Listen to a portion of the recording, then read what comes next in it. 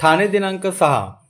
ठाणे महापालिकेच्या माध्यमातून जनगणना 2027च्या पहिल्या टप्प्यातील स्वगणना प्रक्रियेचा शुभारंभ राज्याचे उपमुख्यमंत्री एकनाथ शिंदे यांच्या हस्ते महापालिकेतील कैलासवासी नरेंद्र बल्लाळ सभागृहात आज करण्यात आला। आज महापौर शर्मिला पिंपळकर व उपमहापौर कृष्णा पाटील यांनी स्वतः स्वगणना केली।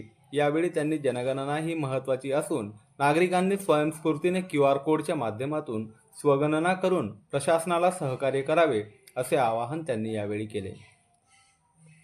जनगणनेबाबत जनजागृती करण्यासाठी केंद्र सरकारने मॅस्कॉट तयार केले असून प्रतिकात्मक स्त्री व पुरुष यांचे कटआउट तयार करून त्यांना विकास व प्रगती अशी नावे दिली आहेत।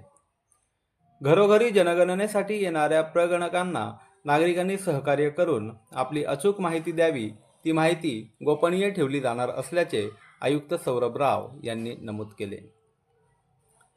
आपले सरकार राज्यातील प्रत्येक व्यक्तीचा विकास आणि कल्याणासाठी पूर्णपणे कटिबद्ध आहे। हे साध्य करण्यासाठी विश्वसनीय आणि अचूक आकडेवारी हेच आपले सर्वात प्रभावी साधन आहे।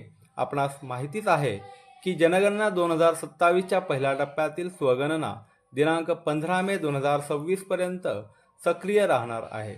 याबाबत ठाणे महापालिकेच्या मुख्यालय स्तरावर मदत कक्षाची निर्मिती करण्यात आली असल्याचे सहाय्यक आयुक्त सचिन बोरसे यांनी यावेळी नमूद केले।